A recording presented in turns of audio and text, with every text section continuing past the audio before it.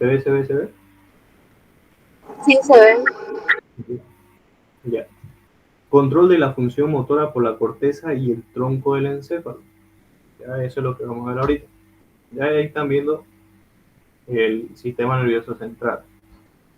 También ustedes saben, anatómicamente, en el cerebro, nosotros en el telencéfalo tenemos lóbulos. Tenemos el lóbulo frontal, parietal, occipital, temporal, ¿no?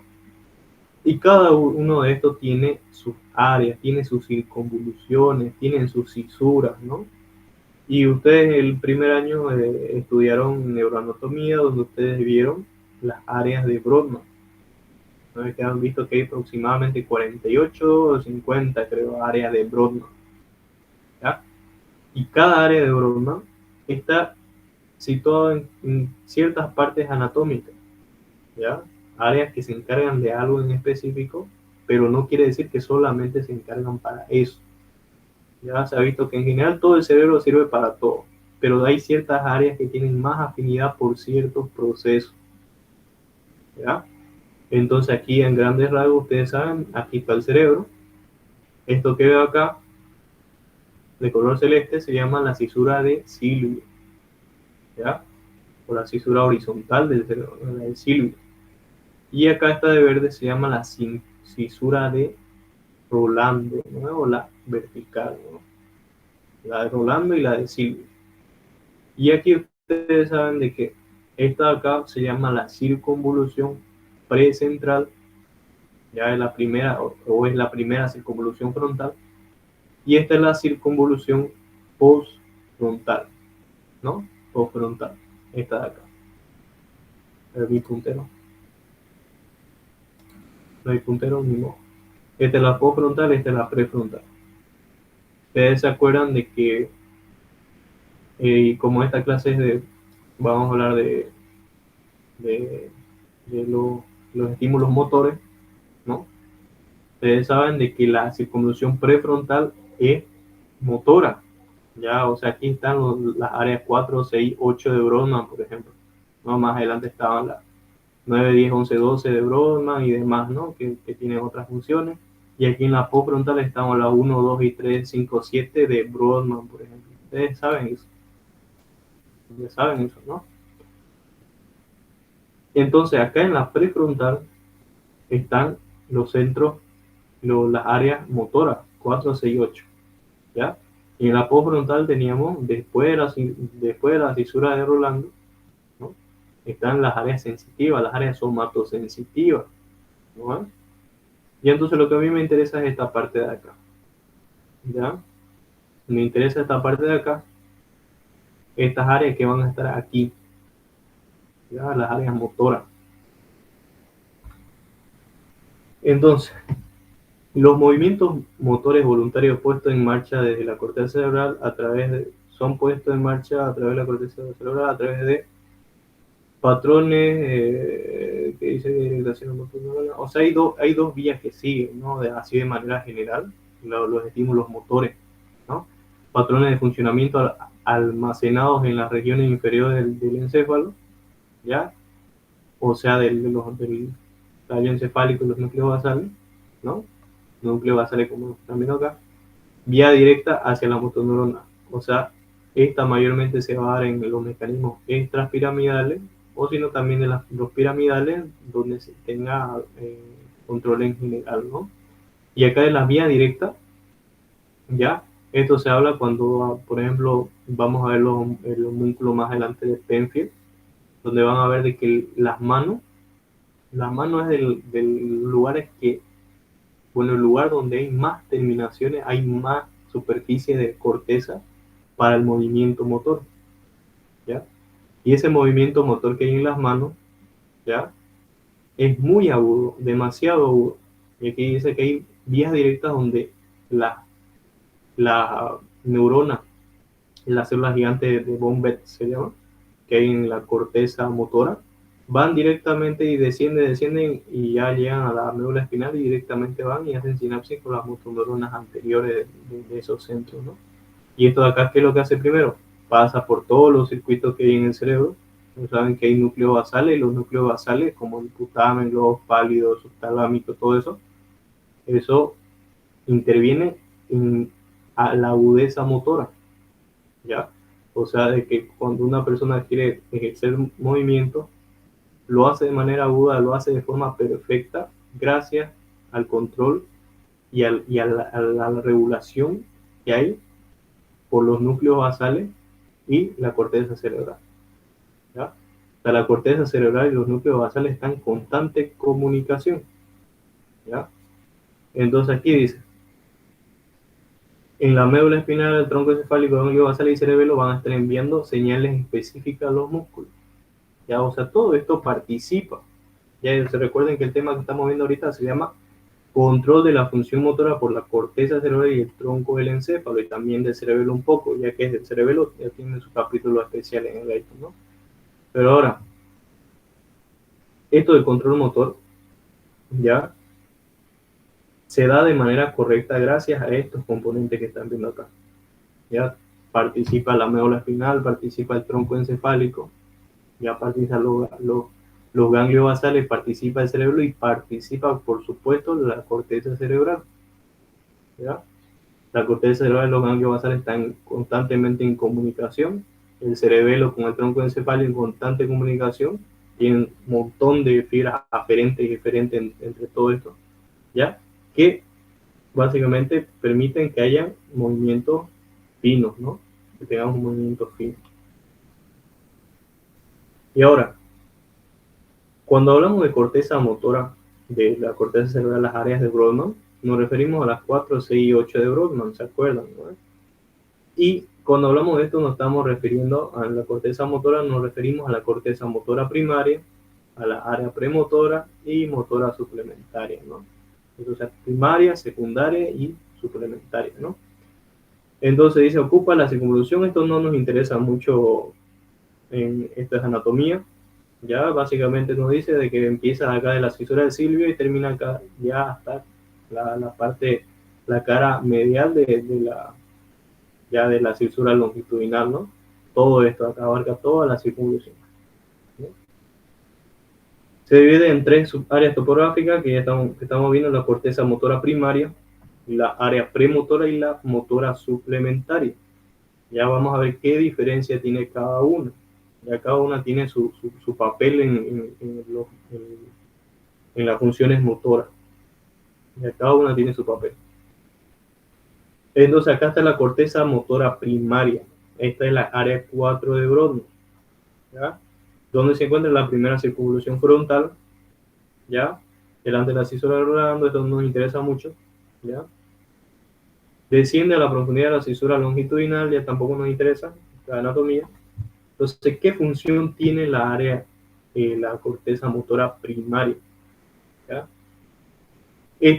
Estimula la estimulación del área motora para las manos y el habla. ¿Ya? Entonces, esto actúa sobre grupos musculares. O sea, la función que tiene esta área motora primaria, ¿ya? Es emitir estímulos motores, ¿ya? Pero sobre todo para la cuestión de las manos y el habla, ¿ya? O sea, emite información motora, ¿ya? O sea, ejecuta más que todo informaciones motoras. Directamente a ella, a esta corteza motora primaria, le llegan información, le llegan aferencias directamente que le dicen estimular este musculito de acá, inhibir este musculito de acá, estimular este, inhibir este. Eso es lo que hace básicamente. Responder a órdenes motoras que le dan, ¿ya? O sea, ahí están, como por decirle, están los botones. Tengo ahí un botón que es el esternocleidomastoideo, un botón que dice bíceps, un botón que dice tríceps. Entonces, es básicamente donde están esos botones, que se apretan y se va. Ustedes saben, por ejemplo, que así dicen el gaito, en el principio de la línea marcada, ¿no? Que todos nuestros músculos, todos nuestros nervios, todo lo que inerva nuestro cuerpo, obedece al principio de la línea marcada, de que viene una neurona y esa neurona y su axón sigue hasta que llega a la misma neurona o intercambiando neuronas pues a través de un circuito como unas vías de automóvil, una pista de automóviles que tiene cada uno su carril, ¿no? Y que no mezclan los carriles, no es que una neurona se mezcle con otra, se fusione con otra y esa así, ¿no? Sino que tienen ese mismo axón que sigue, a pesar de ustedes saben que histológicamente los nervios es como carretera, que está aquí el endomicio, está separando, este es mi nervio radial, yo puedo ir para acá. Ustedes saben, eso es el principio de la línea marcada. Aquí está, por ejemplo, mi nervio, mi tronco primario superior de mi plexo braquial. Y aquí en esta partecita está mi nervio mediano, que está pasando por ahí. En esta parte está mi nervio radial, este está mi músculo cutáneo, aquí está mi cubital, ¿no? Entonces están así, no, y no es que todo esté integrado en todo, ¿no? Entonces son como vías. Entonces aquí en la corteza motora primaria están los botones, por decirlo así, que van a estar diciendo, este se contrae, este se inhibe, ¿no? O por último, este se contrae nada más. Ya la inhibición es a nivel de, no de, a nivel de médula espinal. Más que todo, igualmente participan los núcleos basales. Igual. Entonces aquí están viendo representación topográfica. Esto es ya por el homúnculo de Penfield se llama. ¿Ya? De quién está, aquí van a entender. Están viendo acá. Esto de acá es un corte transversal de la corteza motora. ¿Ya?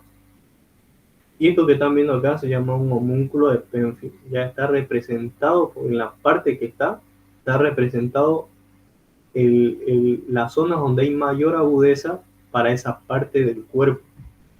Aquí también una cara, aquí también una mano, aquí están viendo el tronco, y aquí están viendo los miembros inferiores, y aquí están viendo el pie, ¿no? Entonces, ¿qué es lo que dice esto? De que si se están dando cuenta, hay mayor superficie motora para el caso de las manos y el caso de el habla, la boca, ¿ya? Es lo que más superficie motora tiene en el área motora primaria, ¿ya? O sea, ¿qué quiere decir? De que podemos emitir movimientos más finos en estas partes de nuestro cuerpo, ¿ya? Movimientos más finos, más detallados, por decirlo así, ¿no? En el caso del habla, porque en el habla participa un montón de músculos, ¿no? Los músculos de la lengua, por ejemplo, un montón que se contraen, ¿no? Y aquí en la mano. Entonces, esto es el homúnculo de Penfield se llama y está representando las áreas de distribución que hay para ciertas partes del cuerpo en la circunvolución precentral, ¿no? La excitación de una neurona aislada en la corteza motora activa un movimiento específico, o sea, dice específico, ¿no? Excita un patrón de músculos independientes, ya, y aportan fuerza y dirección, ya, a los músculos que se estén excitando, ¿no? Y aquí los mismos, ya, homúnculo motor de Penfield, ¿no? Ahora la área premotora. Esta área premotora, ya, igualmente está en el área, en la circunvolución prefrontal, ya dice que está 1 a 3 centímetros por delante de la corteza primaria, o sea, más para anterior. Se extiende hacia abajo en dirección del surco lateral, o sea, en el surco de la longitudinal que hay, ¿no? Acá. Hacia arriba se extiende en dirección de la estructura longitudinal, ya esto es anatomía. Entonces, topográficamente igual tiene su parte cara y boca, brazo y mano, tronco, piernas y pie. Igualmente tiene su homúnculo, ¿no? Las señales nerviosas generadas aquí en esta zona, ya la diferencia, dan origen a, esto es clave, ¿ya? Patrones de movimientos más complejos, ¿ya? ¿A partir de qué? Imagen motora, ¿ya? Imagen motora. ¿Qué quiere decir esto? Que la diferencia que hay entre la corteza motora primaria y la premotora es de que la motora primaria, véanlo como que si ahí tuvieran los botones que van a estimular a los músculos que quiero estimular, ¿no? Y en el caso de esta de premotora, básicamente esta aprende, ¿ya? Esta es la que crea la imagen motora del movimiento que se quiere realizar. O sea, un ejemplo, cuando, a ver, un ejemplo. Cuando ustedes, por ejemplo, se están amarrando sus zapatos, antes de amarrarse, ya tienen en su cabeza los movimientos que van a hacer con sus manos. O un ejemplo mejor, cuando una persona está queriendo patear un penal, ya un penal de fútbol, en el caso de una persona que sabe jugar, un futbolista profesional, por ejemplo, quiere patear al arco, ¿no? Quiere marcar un gol. Entonces el jugador profesional tiene esa imagen motora de cómo se tiene que mover para que la pelota vaya donde él quiere que vaya. Sabe cómo va a correr, cómo se va a desplazar, cómo va a patear, a qué fuerza va a patear, para que esa pelota vaya donde él quiera que vaya. ¿No es? En cambio, una persona que no sabe jugar o que no practica fútbol y le dicen que patee un penal, entonces esa persona no va a tener una imagen motora, ya la va a tener, pero errada. ¿Ya? ¿Y qué va a hacer? Va a patear la pelota por último y la va a patear afuera del arco, ¿no? Porque la imagen motora no es buena, ¿no? O como por ejemplo una imagen motora que igual, otro ejemplo, es de que ustedes un día de lluvia esté lloviendo y estén caminando por la calle y tengan que saltar un charco, por ejemplo. Ustedes antes de saltar, ustedes ya se imaginan en su cabeza, voy a hacer así, así, lo voy a saltar y van a saltar al otro lado del charco, ¿no? Entonces esa imagen motora de lo que ustedes tienen, de que voy a extender el pie izquierdo, el pie derecho lo voy a flexionar, mi tronco lo voy a llevar hacia adelante, toda esa imagen motora ustedes la tienen en la corteza premotora, ¿ya? Y esa corteza premotora tiene su parte anterior y posterior, que el posterior ya va a ser la que va a ejecutar el movimiento, ¿no? Entonces la premotora básicamente es como ya en las instrucciones que le da el cerebro, ¿ya? A los músculos para que se realice una función, ¿no? Que se realice un movimiento. Entonces ahí ya el cerebro sabe qué músculo va a contraer y qué músculo va a relajar, ¿no? En ese caso, por ejemplo, de la persona que quiere patear un penal, esa persona está, la imagen motora que hay en su cabeza es de que va a contraer su músculo cuádriceps y va a inhibir su músculo bíceps crural, semitendinoso, semimembranoso, por ejemplo, para poder patear esa pelota. La parte anterior de la área premotora, aquí está lo que le decía, la parte anterior de la área premotora, que crea una imagen motora del movimiento muscular que se va a realizar, ¿ya? Y en la parte posterior del área premotora ya esa imagen va a excitar un patrón sucesivo de actividad muscular necesario para realizar lo que se quiere realizar, ¿no? Y eso va a estimular ya los botones que le dije, ¿no? Estimula la corteza motora primaria y esa corteza motora primaria va a activar los músculos específicos, ya directamente que bajen y estimulamos tus neuronas alfa, o que haga un circuito donde participen los ganglios basales, el tálamo y el cerebelo, ¿no? Entonces la corteza cerebral, la corteza premotora, los ganglios basales, el tálamo y la corteza motora primaria son un sistema encargado de controlar qué cosa, los patrones complejos de actividad muscular coordinada. ¿Ya? Esa es la función. Y ahora, la área motora suplementaria. Entonces, ¿qué hace la área motora suplementaria? Esta se va a encargar ya de un control más agudo cuando se trate, esperen un momento, cuando se trate,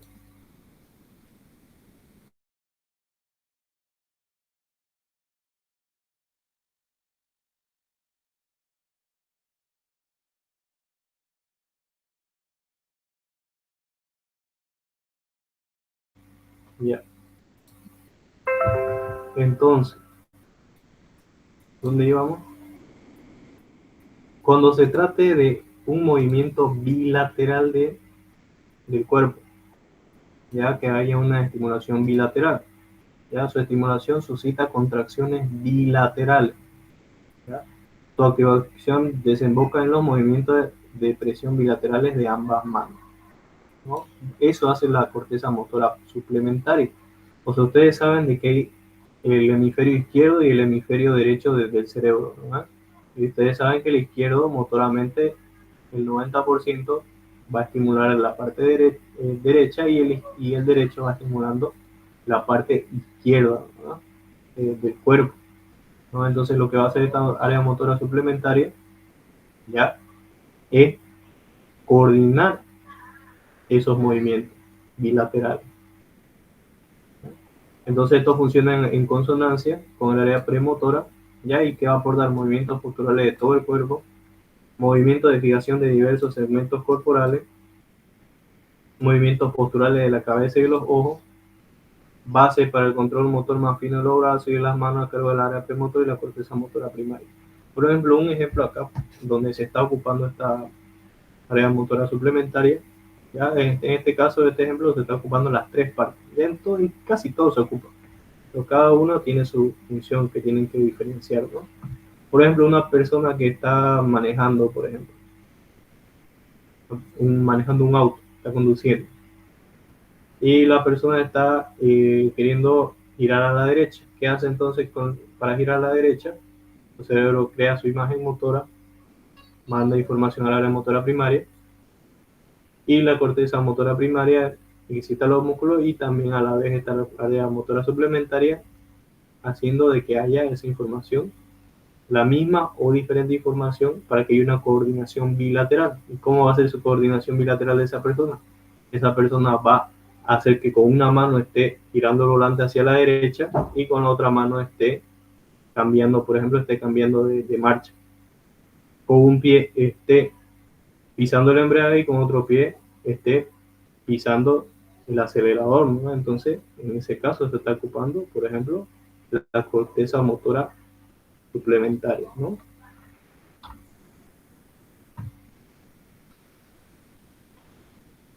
Áreas especializadas en el control motor identificada en la corteza motora humana. Ya miren esto, vieron en neuroanatomía igualmente, ya hay áreas de Broca y de lenguaje, ¿se acuerdan la área de Wernicke, de Broca? Broca es el que básicamente articula, nosotros articulamos las palabras gracias a esta área de Broca, ¿no? Es lo que se llama afasia de Broca. La persona no habla, pero entiende, ¿no?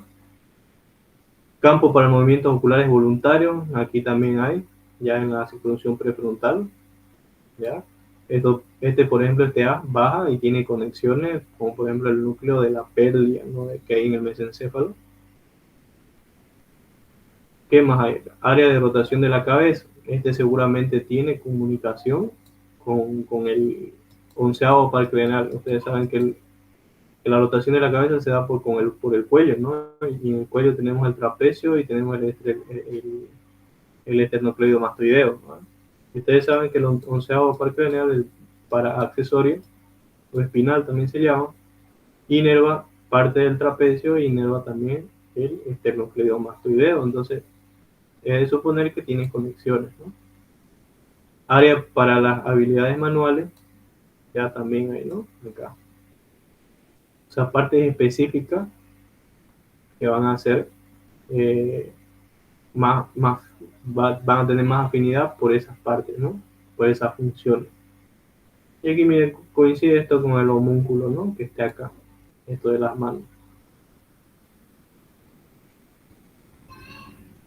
Áreas especiales de control motor identificadas en la corteza motora humana. Ya aquí está el área de Broca y lenguaje, esto ya lo revisan ustedes, campo de los movimientos oculares voluntarios, ¿no? El área, dicen que el área 8 de Brodmann es para eso, ¿no? Área de la rotación de la cabeza, ¿no? Área para las habilidades manuales, lo mismo que hemos visto.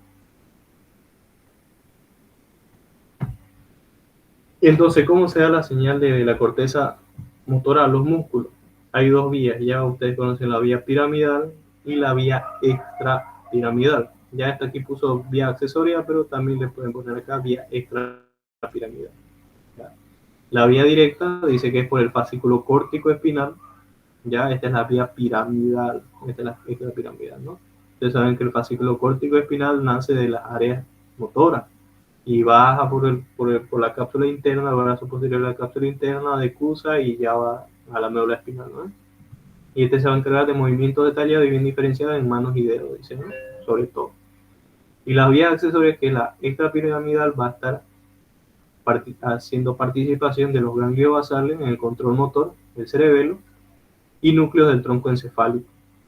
¿No? Ustedes saben que hay músculos en el tronco encefálico que son gravitatorios, otros que son antigravitatorios, otros que son núcleos motores de los pares craneales, ¿no? Entonces va a haber un montón de núcleos ahí en la corteza, ¿no?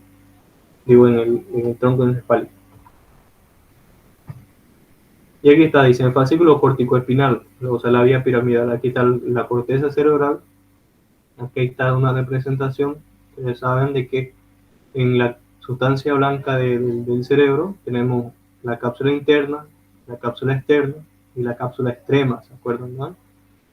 Y luego de eso tenemos el tronco encefálico y el de último la médula espinal, ¿no? Entonces, ¿de dónde nace el A córtico espinal? Porque dice córtico espinal porque va de la corteza a la médula espinal, ¿no? Dice que nace 30% del área motora primaria, 30% de la suplementaria y 40% de área somatosensitiva. ¿Ya? ¿Por qué dice somatosensitiva? Porque ustedes saben de que todo el cerebro, toda parte del cerebro, tenemos tres tipos de raíces, bueno, tres tipos de comunicaciones que hay en el cerebro. Uno que son estos, bueno, son fibras, ¿no?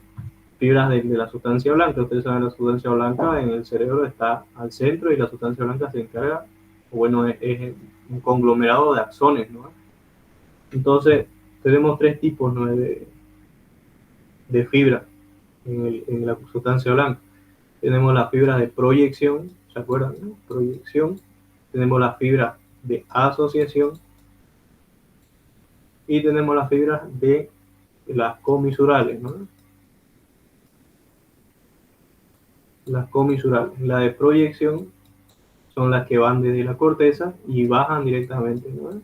Así es. Por ejemplo, estas son fibras de proyección. Están desde la corteza, están bajando hacia la médula espinal. Otra que son de asociación, que ¿qué es lo que van a hacer? Es de un mismo lóbulo, de una misma circunvolución, va a haber una conexión entre neuronas y neuronas de ese mismo lado. O sea, básicamente por esta fibra de asociación es que tenemos la capacidad nosotros de pensar, de razonar, de la capacidad de conciencia, de pensamiento, ¿no? Gracias a las fibras de asociación. Son básicamente las interneuronas. Y las comisurales, que básicamente son las que hacen posible la comunicación del hemisferio izquierdo por el hemisferio derecho, que se comunican a través del cuerpo calloso, ¿se acuerdan? Cuerpo calloso que se comunican los dos hemisferios. Entonces, esos tres tipos de fibras nosotros tenemos en la sustancia blanca del cerebro, ¿no? Y aquí dice área somatosensitiva, y eso se refiere a qué? A fibras de asociación y fibras comisurales que llegan a esas partes, ¿ya? Por ejemplo, ¿por qué tiene que ser así? Porque para ejercer un movimiento nosotros tenemos que pensar, y para pensar le tienen que llegar aferencias a esa parte de la corteza para que envíe información, ¿no?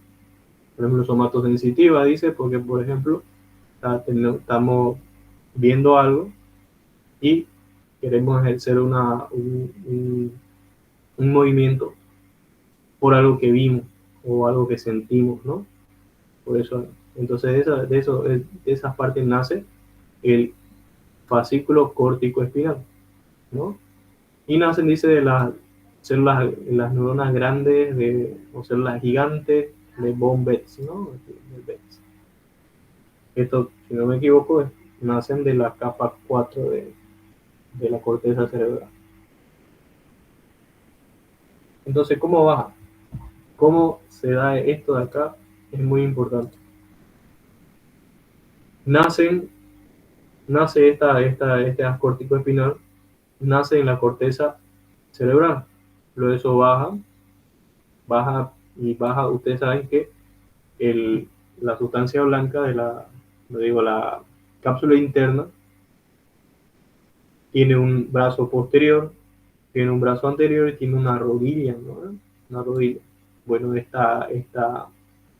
haz córtico espinal baja por la el brazo posterior de la cápsula interna.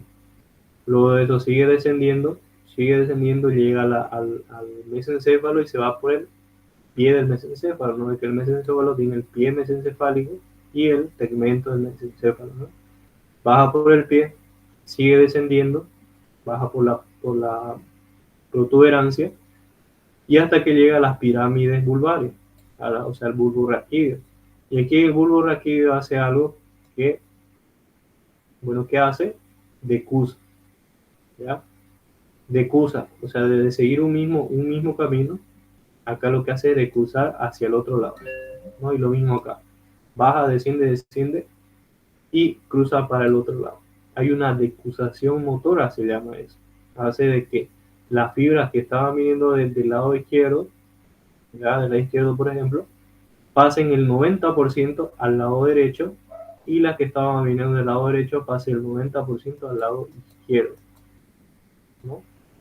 Y también, claro, que va a haber fibras de que van a bajar directamente. Eso se llama haz córtico espinal ventral y esto se llama haz córtico espinal cruzado o lateral, ¿no? Esto es acá. Esto corresponde al 10% nomás, ya que esto acá igualmente es motor, pero tiene una función más bruta, ya más protopática, se le dice. Y el córtico espinal lateral ya tiene la función ya motora, pero ya más fina, ¿no? Que es el 90% de las fibras que se han venido así para los lados laterales. Entonces, ¿por qué es importante saber esto? ¿Por qué es importante saber esta anatomía de acá? Porque ustedes conocen a un médico y estén en el hospital, van a llegar personas con trauma craneoencefálico, ¿no? Y si ustedes ven a un paciente, por ejemplo, que tuvo un golpe de cabeza, un golpe de cuello, un traumatismo al lado derecho de su cabeza, ustedes van a ver que el paciente va a estar con parálisis del lado izquierdo. Y ustedes, como saben eso, no se van a estar preguntando por qué si se golpeó a la derecha anda mal o anda con parálisis del lado izquierdo, ¿no? Y aquí la explicación está acá, porque hay una decusación motora. Así como hay decusación sensitiva por el vía de la columna dorsal del menisco medial, igualmente hay decusación motora, ¿ya? Entonces, si hay una lesión a nivel superior a la decusación, va a haber parálisis contralateral, y si hay lesión a nivel de abajo de la decusación, se dice parálisis ipsilateral, ¿verdad?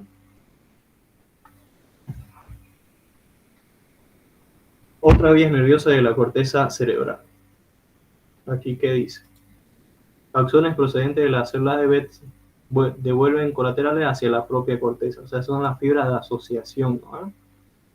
Fibras que van desde la corteza motora hacia el núcleo caudado y putamen, ya que tienen conexiones, ¿no? Esas conexiones que cuando hay Parkinson, estas conexiones están alteradas por la deficiencia de dopamina, ¿no? Eso igual estoy en pregunta mucho el doctor Novales sobre Parkinson, su fisiología. Fibras motoras que llegan al núcleo rojo del encéfalo, o sea, el núcleo rojo que se acuerdan, este núcleo rojo está a nivel del mesencéfalo. Ya es muy importante este núcleo rojo, ya para la vía extrapiramidal, ya, muy importante. Que de la corteza forma el haz córtico rúbrico que llega al núcleo rojo, y del núcleo rojo sale el fascículo rubro espinal, que te lleva a la médula espinal. Y hay fascículo rubro espinal lateral y ventral, ¿no? Que va a la médula espinal, y la función así estrella que tiene este núcleo rojo, este fascículo rubro espinal, es básicamente mantener la postura entre todas las funciones que tiene, ¿ya? Fibras motoras que se debían a la formación reticular y los núcleos vestibulares, ¿no? O sea, hay fibras motoras que bajan de la corteza y se debían a la formación reticular, por ejemplo, ¿no? Y en núcleos vestibulares, los núcleos vestibulares, ustedes se acuerdan de que están, por ejemplo, el núcleo son 4, ¿no? ¿Se acuerdan? Están abajo de la ala blanca externa, eso, hay el superior, inferior, medial, lateral, ¿no? De Deiter, de Hillis, y demás de Schwalbe, y no me acuerdo de qué más, de Leistereu, eso, son esos cuatro, ¿no? Y esos de ahí son núcleos vestibulares, y de esos núcleos vestibulares ya nacen los hacen vestíbulos espinales, que son dos, medial y lateral, ¿no? Entonces también tiene conexiones con la corteza motora, ¿no? O la corteza en sí, la corteza cerebral, ¿no? Y aquí forma el fascículo retículo espinal, vestíbulo espinal, ¿no? Hay medial, lateral de cada uno, retículo cerebeloso, ya que son conexiones que hay con el cerebelo, y vestíbulo cerebeloso. Ya ustedes saben por neuroanatomía de que la parte que más conexión tiene así con el cerebelo es el puente, ¿no? Está lleno de conexiones aferentes y eferentes del, del cerebelo.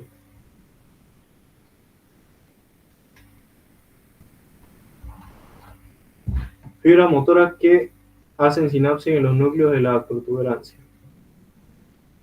Ya es lo mismo. Hay núcleos en la protuberancia que hacen sinapsis con estas radiaciones motoras, ¿no? Fibras pontocerebelosas, ¿no? Que son muchísimas, muchísimas. Fibras colaterales que acaban en los núcleos olivares inferiores. ¿Se acuerdan de las fibras mugosas y las fibras trepadoras que hay en el cerebelo? Pues acá hay sinapsis, dice, de eso, va a haber conexión. Con eso, esas olivas, ¿se acuerdan? Los núcleos olivares inferiores, superiores. Bueno, aquí va a haber sinapsis con los núcleos olivares inferiores, y esos inferiores van a crear los fascículos olivocerebelosos, que eso van a formar las fibras trepadoras, ¿no? Igualmente intervienen en la función motora.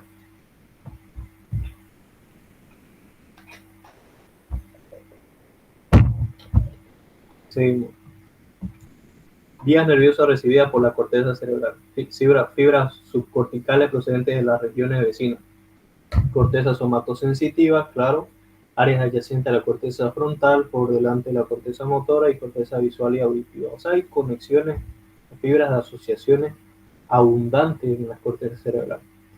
Fibras, y es el motivo por el que las áreas de broma no significa que solamente funcione para eso a cierta parte que se ha estudiado, ¿no?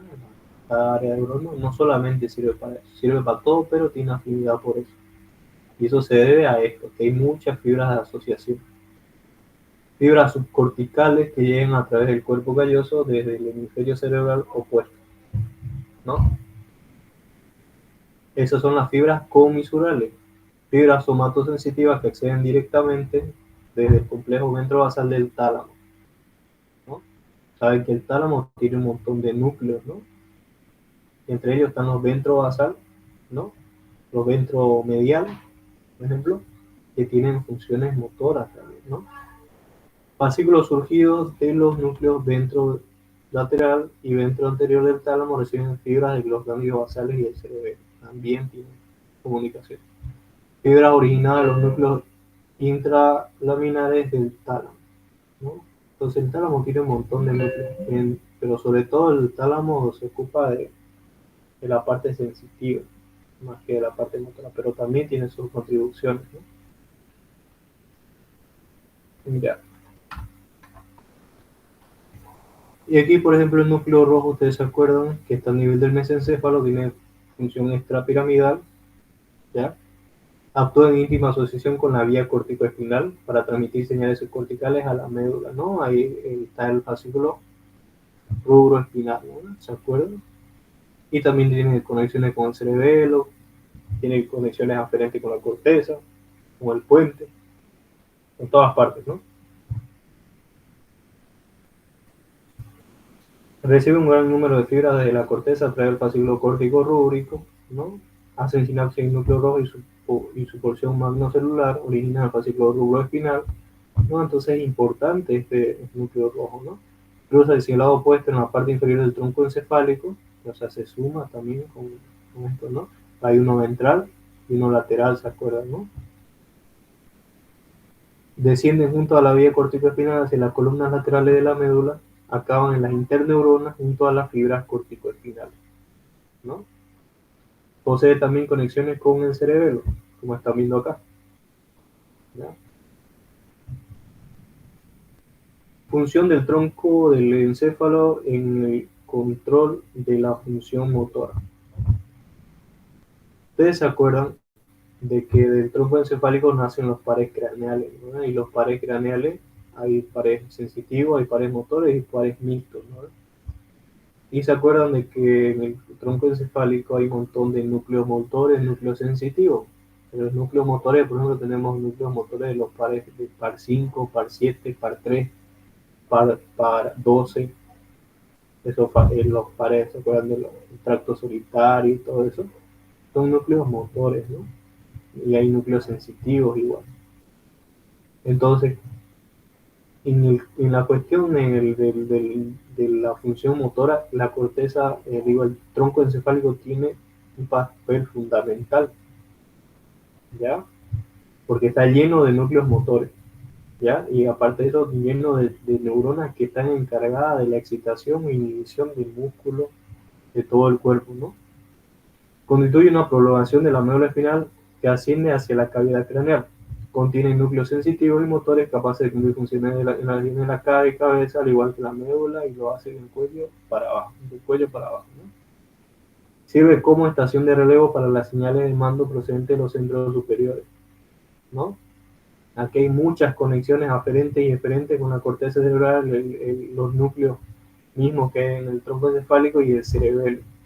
Tienen muchas conexiones, ¿no?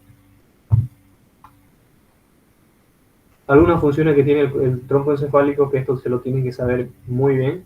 Ya esto es muy importante conocer todo esto para el caso de patología de neurología, ¿ya?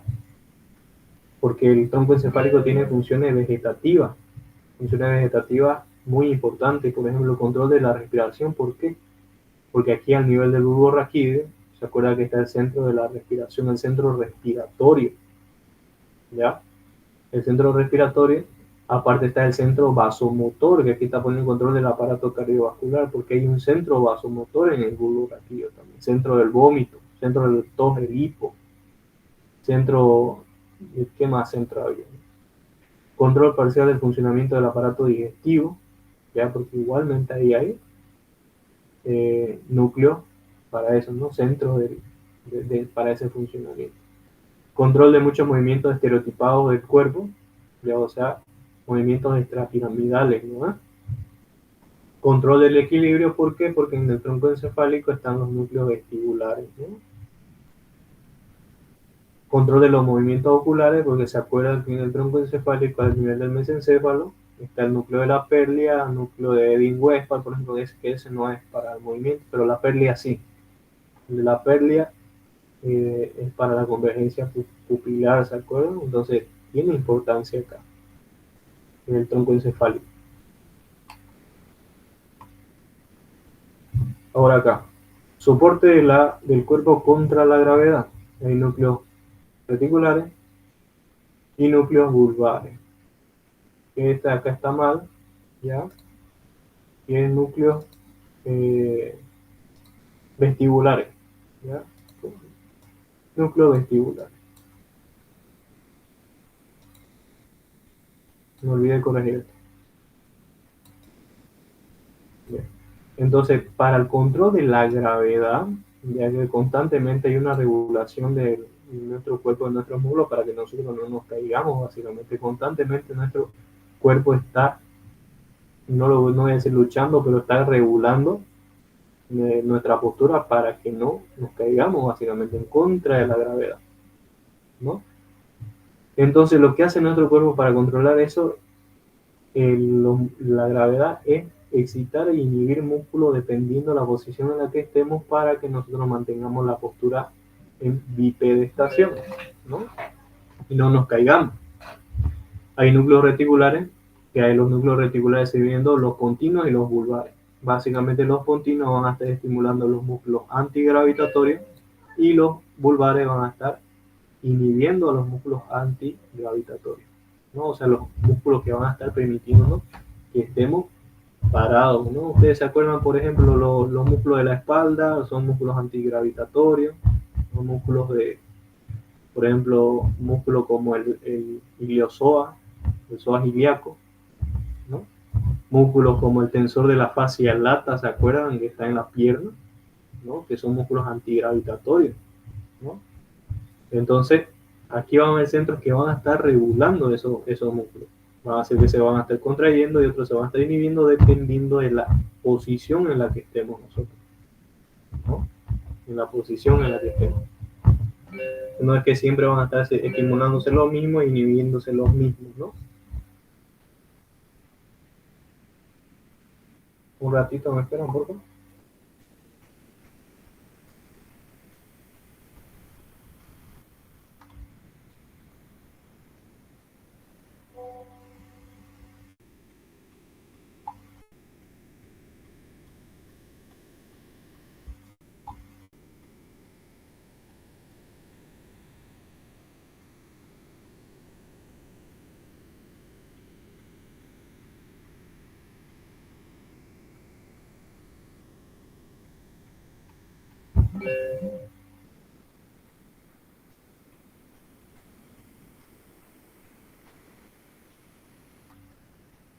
No, vamos, tenía pensado enseñarles hoy más aparato vestibular y equilibrio, ¿ya?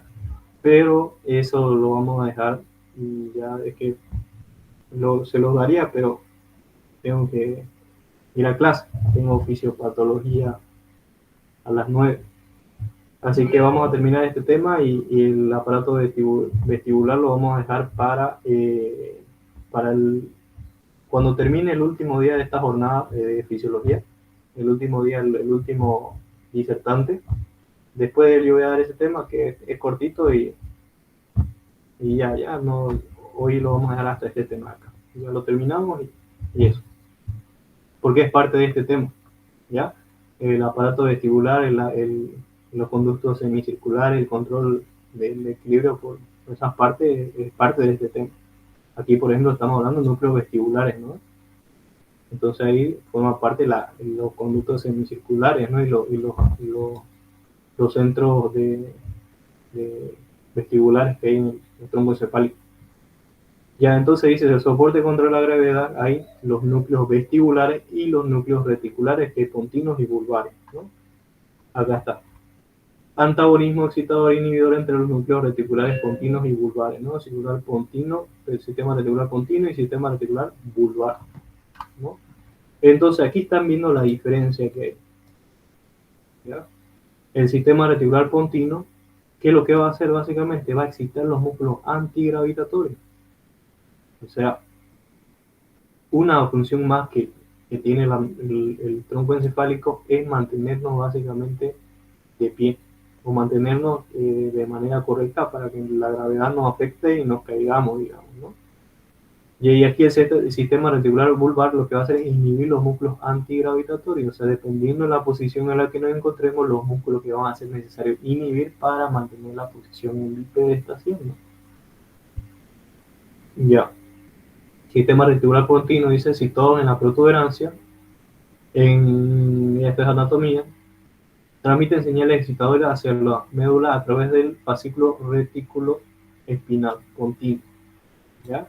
Situado en la columna anterior, ¿ya? Terminan sobre las motoras anteriores mediales. Ya, mira, aquí se activan los músculos axiales del cuerpo, los que sostienen contra la columna vertebral y extensores de los brazos, por ejemplo, ¿no? Y aquí, ¿qué hace el reticular vulvar? Ocupan toda la longitud del bulbo y esta es anatomía, transmiten señales inhibidoras hacia las neuronas antigravitatorias a través del fascículo retículo espinal vulvar, ¿ya? Aquí está el pontino, aquí está el vulvar, ¿no? Esto va a formar el retículo espinal. Vamos a ver que hay ventral y hay lateral, ¿no? Situado en la columna lateral. Activa el sistema inhibidor para compensar las señales excitadoras del sistema reticular pontino. O sea, va a compensar. No quiere decir de que el sistema reticular pontino constantemente va a estar estimulando los mismos músculos. No quiere decir que el vulvar va a estar inhibiendo los mismos músculos. Todo va a depender de la posición en la que nos encontremos, ¿no? Aquí dice, miren, fascículo vestíbulo espinal y retículo espinal, ¿no?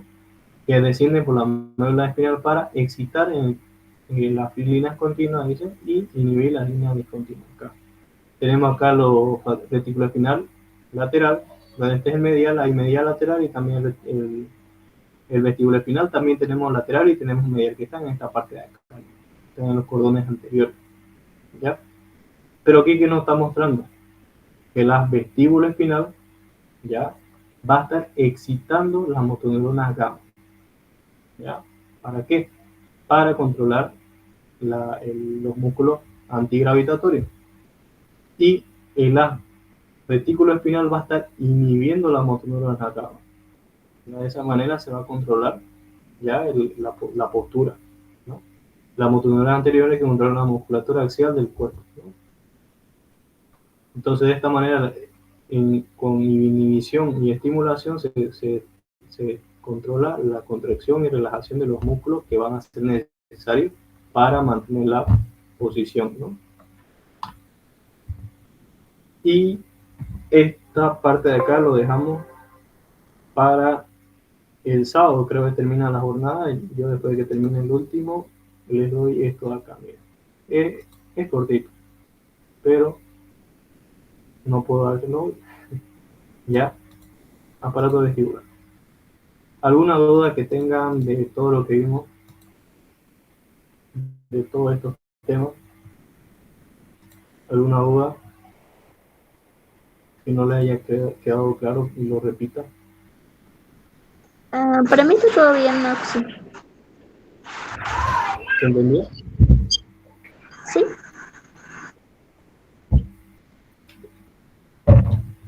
Ya pues. Le seguiría dando clases, pero estoy sobre horas para clase. Pensé que iba a terminar en 2 horas o menos todavía. Pero me faltó tiempo.